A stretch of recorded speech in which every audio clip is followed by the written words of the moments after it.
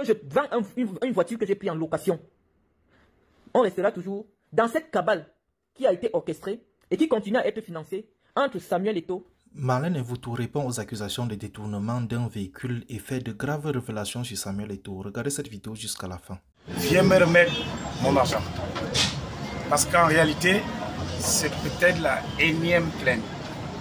J'ai saisi la justice depuis, tu le sais. J'ai toutes les preuves. Voici l'avis de recherche. Voici la plainte déposée à la Légion, à la première région gendarmerie du centre. Voici l'ordre de virement faux que tu m'as envoyé depuis Nantes. On m'a arrêté même à Ecobank. Voici le certificat de vente où tu as trompé la vigilance de la police même en nous rassurant que c'était ton véhicule que tu étais en train d'acheter via la SGPC. J'ai saisi Interpol cette fois.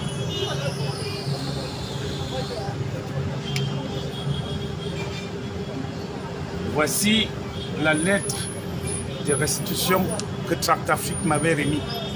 Comme je l'ai dit, compte tenu que je suis chef de famille, j'ai voulu remettre ce véhicule pour éviter les poursuites judiciaires. Et ils m'ont promis que si jamais je réussis à mettre la main sur toi, ils vont m'aider. Voici leur papier. Et à la fin, je ne sais même plus le 40e avis de recherche. Parce que comme c'est toi, tu réussis toujours à passer. Même quand on t'arrête, c'est quand même toi. Pour ça, je te donne coup de chapeau. En aucun moment, je n'ai été convoqué dans un commissariat pour une confrontation avec quelqu'un dans le cadre d'une affaire de voiture. En aucun moment, je n'ai reçu une convocation pour venir m'expliquer sur une affaire de voiture au Cameroun. Mes bureaux, que ce soit ceux de l'Omnisport ou ceux de Vogada, ont toujours été au bord de la route. Je suis une personne suffisamment connue, je ne dirais pas au Cameroun, mais dans la ville de Yaoundé, qui ne passerait pas inaperçu si jamais il avait existé un avis de recherche sur moi. Et maintenant, j'en prends même que, malgré le fait que des gens déposent plainte contre moi, j'aurais tellement de la côte au Cameroun au point où, malgré les preuves évidentes d'une escroquerie aggravée, dont je serais l'auteur, les services de gendarmerie et de police m'ont quand même laissé circuler librement. Je ne le savais pas puisque, pour quelqu'un qui a quand même purgé, qui a quand même passé un séjour en prison, je ne sais pas où étaient ces soutiens qui m'empêchent aujourd'hui d'aller répondre depuis pratiquement 12 ans d'une affaire de voiture. Bon, tous les jours, on découvre, on découvre. Donc, ce que j'ai fait, parce que j'ai l'impression que vous ne relayez pas bien cette histoire, j'ai décidé qu'on entende notre ami et qu'on analyse ensemble. Parce que je vous ai dit au fur et à mesure, vous envoyez vos supposées preuves ou alors vos supposés éléments. Je vais analyser avec vous. Voilà. Donc, nous avons écouté ce monsieur qui refuse de nous donner son identité, qui refuse de nous publier le certificat de vente. Mais j'ai essayé de faire 5 captures d'écran, les amis, et j'ai constaté que son certificat de vente n'est pas signé. Les amis, lorsque vous avez un certificat de vente, le vendeur et l'acquéreur signent le document. Si sur ce document, je dis encore, je réitère, j'ai de l'argent à la Fondation Marlène Mvoutou, j'interpelle ici Serge Tamba. Si sur ce papier écrit certificat de vente, il y a mon nom, il y a ma signature, je m'engage devant les Camerounais à ce que demain matin, je vous ai donné rendez-vous hier, vous n'avez pas publié, à remettre l'argent à ce monsieur. Mais je dis, puisqu'il est question de mon honneur, que devant Dieu, je n'ai jamais rencontré ce monsieur qui fait la vidéo. Je n'ai jamais été à un commissariat ou à un autre lieu faire une décharge dans laquelle je vendais une voiture. Et je voudrais que ceux qui sont derrière cette cabale nous prêtent au mot, puisque un certificat de vente se fait devant une autorité judiciaire. Je demande à Serge Tamba et à leur relais de nous publier le document dans son intégralité. Parce qu'en réalité, la seule chose qui me lierait à ce monsieur, c'est le certificat de vente. Et le certificat de vente qui l'a rassuré sur le fait que je pouvais lui laisser une voiture que j'avais prise en location. Mais nous allons analyser ces dires. Nous allons analyser ces dires. Et chacun se fera sa propre idée. Il dit que, au moment de faire la transaction, la carte grise du véhicule que j'ai mis en location était au nom de la SGBC. On commence par ce premier élément. Les amis, la carte grise d'un véhicule est la preuve de la propriété du véhicule. C'est-à-dire, la carte grise renseigne à qui appartient le véhicule. Tous ceux qui ont déjà pris parce que Tratafrique fait ce qu'on appelle des locations longue durée. Pour des professionnels, c'est-à-dire des sociétés, des gens qui font dans le transport. Je vais m'arrêter là pour commencer d'abord à vous expliquer le fonctionnement de Tratafrique. Tous ceux qui font le transport urbain, c'est-à-dire les bus, les agences de voyage que vous voyez là. Ces gens n'achètent pas ces véhicules cash. Ceux qui font les cars de transport. Tu vas chez Tratafrique, tu crées ta société, tu vas prendre une voiture là-bas et tous les mois tu payes un loyer. Tu peux prendre sur 10 ans, tu peux prendre sur 5 ans. Dans le contrat, Tratafrique s'engage à faire de l'entretien et tout ça. Tous les transporteurs, c'est ce qu'ils font. On peut te demander une avance. Par exemple, sur une voiture de 80 millions, tu peux avancer 20%, c'est-à-dire 16 millions. Et lorsque tu déposes 16 millions, tous les mois te coûtent peut-être 400 ou 500 000. Donc, c'est des locations de longue durée pour des professionnels. Pendant que je parle, chacun de vous peut aller vérifier. Tratafrique ne fait pas de location avec des individus. Tratafrique ne loue pas les voitures et généralement, c'est des voitures neuves. Et ce type de voiture, la carte grise est au nom de Tratafrique.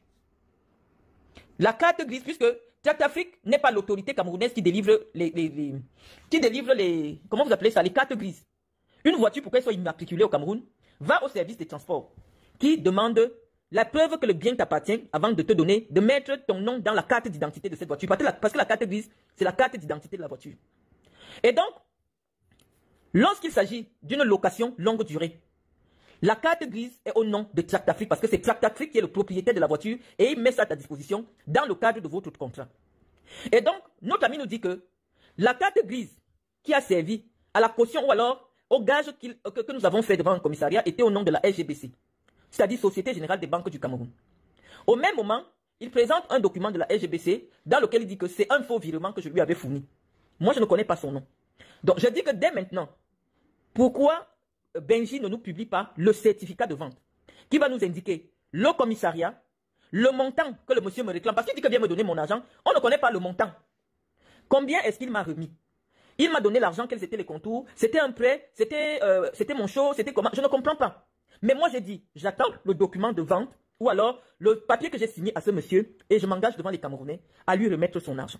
Le seul document qui peut m'innocenter pour cette humiliation que j'ai subie au Cameroun et que je continue à subir, c'est le document du certificat de vente. Donc, Serge Tamba, moi je peux m'asseoir ici, je sors un lot de papier. J'ai fait mes petites enquêtes. Hein. J'ai fait mes petites enquêtes. Je peux m'asseoir, je montre un lot de papier. Tant qu'il n'y a pas le document où moi j'ai signé dans un commissariat et où tout le monde pourra vérifier que je vends une voiture que j'ai prise en location, on restera toujours dans cette cabale qui a été orchestrée et qui continue à être financée entre Samuel Eto'o et Chantal Biya. Aussi curieux, parce que moi je ne réponds pas encore, je me défends encore, je suis encore à la défense. Je ne réponds pas encore. Parce que c'est curieux. J'ai été enfermé pendant 3 semaines dans les cellules de la PJ. Parce que quand ce monsieur vous dit que j'organisais le projet Aspire. La dernière fois que j'ai organisé le projet Aspire au Cameroun, c'est en 2009. Je pense que tout le monde peut vérifier sur Google. Et dans le cadre du projet Aspire, nous utilisions des 4x4 pour les tournées de tout le Cameroun. Et la personne qui était en charge d'aller nous chercher des voitures, nous louons des voitures avec chauffeur, pas des voitures sans chauffeur. Chez les prestataires, les gars qui sont souvent derrière le Hilton, là, qui font des locations avec chauffeur. Il est ici sur ma page. Il s'appelle Joël Neoussi. C'est lui qui prenait l'argent des locations des voitures. Il partait louer les voitures, il venait me remettre. Après avoir fait le branding, c'est un infographe. Ceux qui voyaient les voitures Aspire à la tournée, j'ai remis à Yannick Yuta et à Joël Neoussi, un gars Bafan et un gars Bapa. C'est eux qui étaient en charge de louer les voitures. Je n'ai jamais fait, moi personnellement, une transaction de location de voitures dans le cadre du projet Aspire. C'est un marché que je donnais à 2 gars Bamileke qui travaillaient avec moi. Ils venaient me donner les voitures. Je ne cherchais pas à savoir où ils ont pris les voitures. Je prenais l'argent, je leur donnais. Je crois qu'ils ont entendu leur nom. Il y a de nombreuses personnes ici sur ma page, puisque Joël est ici sur ma page. Joël n'est aussi qui a travaillé comme comptable dans la boîte de nuit de Samuel Eto'o. Il sait que ce que je dis est vrai. Une négociation de transaction de voiture de location n'est jamais passée par moi. Non. J'avais des prestataires. Joël aussi, il partait rencontrer les gens chez qui il louait les voitures. Moi, je leur donnais l'argent. Il n'y a jamais eu de contact entre un prestataire et moi. Et donc, jusqu'à présent, je dis, je laisse mes dires parce qu'après, on va couper mes directs. Si jamais ce que je dis est faux. Je demande à ce monsieur, je lui dis, quand on vient déjà sur les réseaux sociaux, c'est parce qu'on ne veut pas la solution à son problème. Mes bureaux sont ouverts au Cameroun depuis des années. Je n'ai jamais été une personne qui vit en cachette à Yaoundé. Mes bureaux sont au bord de la route. Mes bureaux sont à côté de la PJ, c'est-à-dire de l'autre côté du pont de la gare. Quelqu'un à la DPJ, il sait où sont mes bureaux. Tu tapes Google, tu dis, où est la fondation Malène Mvoutou? Tu demandes la géolocalisation, ça t'amène. Je n'ai jamais été quelqu'un qui vit en cachette. Toutes les fois, j'ai traversé les frontières du Cameroun. J'ai traversé les frontières du monde. Parce que si tu dis qu'au Cameroun, on m'a pas arrêté, Interpol, c'est que partout dans le monde, quand tu te présentes à un aéroport, on t'arrête. Je n'ai jamais été arrêté à un aéroport, soit disant qu'il y a un mandat d'arrêt contre moi venant de la part d'Interpol. J'ai voyagé partout en Afrique. J'ai voyagé partout en Europe. Depuis 2009, je n'ai jamais été interpellé. Et je dis que le cas de ce monsieur est intéressant. Parce que lui, il parle. Moi, je l'invite à venir sur ma page. Je ne sais pas s'il a une page Facebook. Pour qu'il y ait une confrontation directe entre nous. Qu'il montre le document, il indique le commissariat, le montant, et on voit le nom du commissaire qui a signé la transaction. Sans ces informations, on reste dans la délation, on reste dans la diffamation. Il dit qu'il a été porté plainte, qu'on m'a mis un avis de recherche, et que comme c'est moi, même si on m'arrête, non mais attends, cher, j'étais quand même enfermé dans les cellules du Cameroun. Mon arrestation a fait grand bruit puisque tous les journalistes disaient que c'est cette affaire qui m'a amené en prison. Donc en principe, mon plaignant, qui se présente aujourd'hui dans les réseaux sociaux, devait être au commissariat à la DRPJ là où j'étais enfermé, pour qu'il y ait au moins une confrontation. Ce monsieur ne s'est jamais présenté. J'ai fait 3 semaines de détention en cellule. Il ne s'est jamais présenté pour dire, j'ai déposé une plainte contre cette dame. Je vous dis que j'ai arrêté le projet Aspire en 2009. Et lorsque vous avez une transaction pour escroquerie, la prescription est de 4 ans. Ça veut dire que jusqu'en 2012, à tout moment, que ce soit dans le cas de l'abus de confiance ou je ne sais pas trop quoi, mais nous qui sommes des juristes, si ce qu'il dit est avéré, ça tombe sous le coup de l'escroquerie aggravée. Parce que malheureusement, je ne peux pas être détentrice d'une carte, comment on appelle ça? D'une carte grise au nom de la SGBC. Ça veut dire que j'ai fabriqué une fausse carte grise. Que ce monsieur vient nous dire, est-ce qu'il a remis la carte grise à Tractafrique? Puisque Tractafrique ne peut pas avoir une voiture qui lui appartient. C'est Tractafrique qui est concessionnaire, mais écrit SGBC. Tous ceux qui ont déjà loué les voitures chez Tractafrique savent que les voitures sont écrites Tractafrique. Allez chez n'importe quel loueur de voiture, que ce soit en Europe, que ce soit en Afrique. C'est le nom du propriétaire de la voiture qui est sur la voiture. Donc malheureusement, mes chers amis, il y a des gens qui ont décidé d'utiliser, puisque même quand le monsieur parle, on prend ma photo, on colle. Parce que l'idée n'est pas de trouver une solution par rapport à quelqu'un qui a besoin de son argent. Non. L'idée c'est de salir quelqu'un. Et moi j'ai dit, je n'ai pas peur de mettre mes mains dans la boue. Ma réplique sera à la hauteur de ce que vous faites pour moi. Mais je dis, j'ai encore du mal à associer. Mais c'est quelqu'un qui me disait que reste tranquille, c'est Eto'o Fils qui est derrière cette histoire. Donc moi je vais répondre maintenant à Samuel Eto'o. Samuel, il y a 5 jours, Justin Tagou m'a appelé, très bon ami à moi, que pendant les élections, je vais afficher l'appel, pas son numéro. Puisqu'il m'a appelé, il voulait que j'en parle forcément. Pendant les élections, tu es allé le rencontrer. Tu lui as demandé un prêt d'argent de 87 millions de francs CFA en promettant de rendre dans 1 mois. Justin Tagou, président de club, patron de Afrique Média, un très bon ami à moi. Je sais qu'il te connaît parce que le jour qu'il t'a téléphoné, que vous m'avez appelé, vous étiez 2. Tu as pris son argent. Ça fait aujourd'hui 4 ans, tu n'as plus jamais rendu son argent. Tu as fait dormir des équipes dans son hôtel. Il a 4 hôtels à Douala. Tu n'as jamais payé. Il m'a appelé pour me le dire. Toi, tu es un malhonnête. Ça se sait. Tous ceux qui te prêtent de l'argent, tu n'arrives pas à leur rendre. Mais moi, je ne suis pas en compétition avec toi, Samuel. Je n'ai jamais été en compétition avec toi parce que je n'ai pas le cœur de faire ce que tu fais. Tu viens de loin. Tu es sorti de la poussière, de la misère. Et pour arriver là où tu es arrivé, il a fallu que tu te battes. Il a fallu que tu te compromettes. Et dans tes compromissions, Samuel, tu as mis les mains là où tu ne devrais pas mettre. Samuel Eto'o, de source sûre, je sais que quand tu dors, tu sussautes. Tu te mets à parler seul, comme si tu fais la folie. Je le sais, et pendant longtemps, on t'a soigné pour ça. Je ne te diffame pas. Toute femme qui a déjà fait l'amour avec toi sait que ta caresse préférée est qu'on te lèche la nuit. Toutes les filles qui te connaissent le savent. Samuel Eto'o, je parle de toi parce que tu es bisexuel. Et tu vis officiellement marié à une lesbienne qui vit avec sa femme chez toi. Je parle de toi. Parce qu'on a décidé de faire du sale. Je commence un peu. On va faire du sale. Et moi, je ne mens pas. Je n'invente pas. Je dis la vérité. Tu as fait 2 enfants. Actuellement, tu vis à Douala. Avec une fille Bamileke, qu'on appelle Mylène Gassa. Vous avez 2 enfants. Le premier enfant que tu as fait avec elle, tu l'as amené chez moi en Guinée équatoriale. Il s'appelle Eton Gassa Junior. Je crois qu'actuellement, il peut avoir 15... Parce qu'à l'époque, il avait 3 ans, il doit avoir 15 ou 16 ans. Et tu as fait un 2e enfant. Je n'ai jamais parlé de ta vie. Non, ça vient de lui, j'ai eu la source sûre.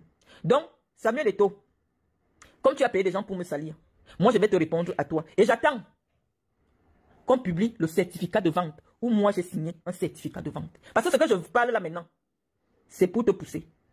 Tous les garçons qui ont déjà fait la partout, toutes les filles qui ont déjà fait la avec toi savent que à un moment donné, tu pénètres le garçon avec qui tu fais la partout. C'est écrit dans le livre de Nathalie quoi, mais je croyais que c'était la vérité, jusqu'à ce que j'ai la confirmation. La seule chose, je retiens encore plein de trucs. Je mets d'abord l'avance parce que je vais vous pousser à publier le certificat de vente. Si devant Dieu, j'ai signé un certificat de vente d'une voiture, de location, je vais vous pousser à venir poser ce certificat de vente. À un moment donné, il faut arrêter.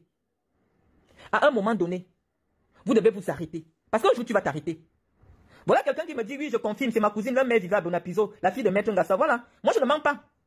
Tout ce que je vais dire, il y a des gens qui peuvent vous confirmer. Samuel Eto'o a 2 enfants avec elle. Ils vivent ensemble à Douala. Leur premier enfant peut avoir 16 ans aujourd'hui.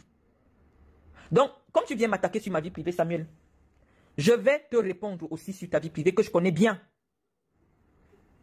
Ta femme aime les femmes. Elle vit officiellement avec sa femme dans ta maison. Parce que toi-même, tu aimes les hommes. Ce n'est plus un secret puisque Tagou m'a appelé. Il me dit, Malek, il y a plein de petits garçons qui se plaignent que tu casses le derrière des enfants. C'est Tagou, je te cite le nom. Je cite le nom. Donc, pas échelon, pas échelon.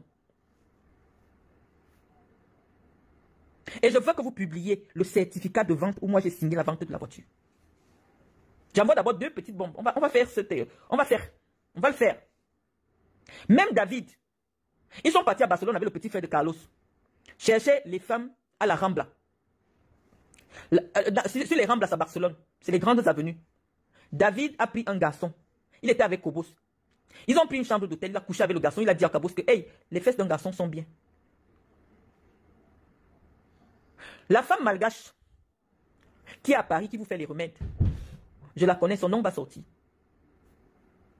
Donc Samuel, je suis prête pour l'affrontement. Parce que j'ai eu la confirmation que tu as dit au garçon là de me faire du sale, de mentir sur moi, de venir avec des papiers, de faire tout. J'ai dit que c'est une affaire. J'ai arrêté de faire Aspire en 2009 au Cameroun. De 2009 à 2025, je n'ai jamais été convoqué dans un commissariat pour une affaire de voiture. Apparemment, on me cherchait. Apparemment, il y avait un avis de recherche sur moi pendant que j'étais au Cameroun. Pendant que j'étais en prison, il y avait un avis de recherche. Donc moi, je vais vous pousser à venir poser le fameux certificat de vente avec mon nom et ma signature. Parce qu'à un moment donné, il y en a marre, Samuel. Je ne sais pas ce que je te dois. Même lorsque je suis enfermé, c'est Landry, le gendarme qui me faisait ma sécurité, qui m'a dit que tu l'as appelé. Tu as appelé Bifouna Ndongo. Même Bifouna dit que, mais Marlène, tu as des problèmes avec qui? Puisque les pressions viennent de loin, même les Samuel Eto'o appellent. Combien d'enfants de maman se plaignent que tu couches avec les garçons, là, les petits garçons?